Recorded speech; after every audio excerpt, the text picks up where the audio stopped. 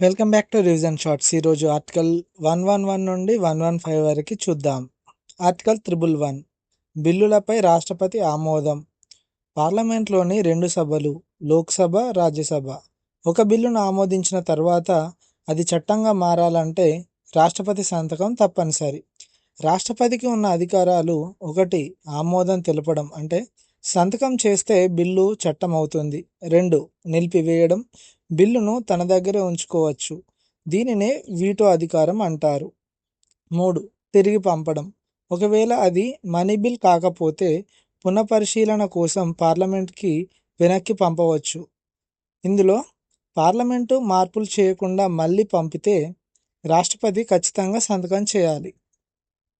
Article 112 వార్షిక ఆర్థిక నివేదిక. రాజ్యాంగంలో బడ్జెట్ అనే పదం లేదు, దానికి పదంగా వార్షిక ఆర్థిక నివేదిక అని ఉంటుంది. ప్రతి ఆర్థిక సంవత్సరానికి సంబంధించిన ప్రభుత్వం అంచనా వేసిన రాబడి మరియు ఖర్చుల వివరాలను రాష్ట్రపతి పార్లమెంటు ముందు ఉంచుతారు. ఇందులో రెండు రకాల ఖర్చులు ఉంటాయి. కన్సాలిడేటెడ్ ఫండ్ ఆఫ్ ఇండియాపై మోపబడిన ఖర్చులు, అంటే వీటిపై ఓటింగ్ ఉండదు. ఉదాహరణకి రాష్ట్రపతి, సుప్రీంకోర్టు న్యాయమూర్తుల జీతాలు. ఇతర ఖర్చులు, వీటిపై లోక్సభలో ఓటింగ్ జరుగుతుంది. ఆర్టికల్ 113 పార్లమెంట్లో అంచనాల ప్రక్రియ. బడ్జెట్లో ప్రతిపాదించిన ఖర్చుల గురించి చర్చించే పద్ధతిని ఇది వివరిస్తుంది.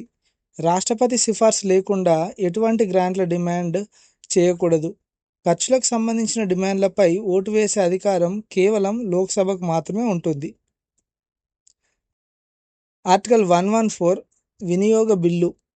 లోక్సభ గ్రాంట్ల డిమాండ్లను ఆమోదించిన తర్వాత భారత సంచిత నిధి, అంటే కన్సాలిడేటెడ్ ఫండ్ ఆఫ్ ఇండియా నుండి డబ్బు తీసుకోవడానికి ఈ బిల్లు ప్రవేశపెడతారు.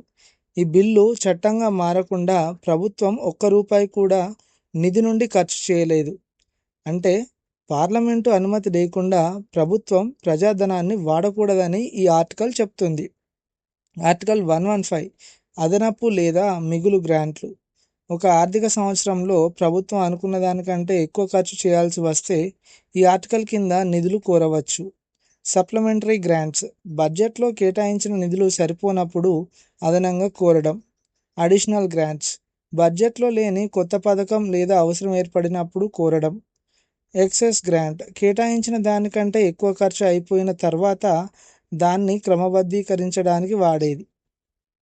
Thanks for watching. ఈ వీడియో మీకు నచ్చినట్టయితే మా ఛానల్ని లైక్ చేయండి, సబ్స్క్రైబ్ చేసుకోండి. ఇలాంటి కంటెంట్ కోసం మా ఛానల్ని అయితే ఫాలో అవ్వండి.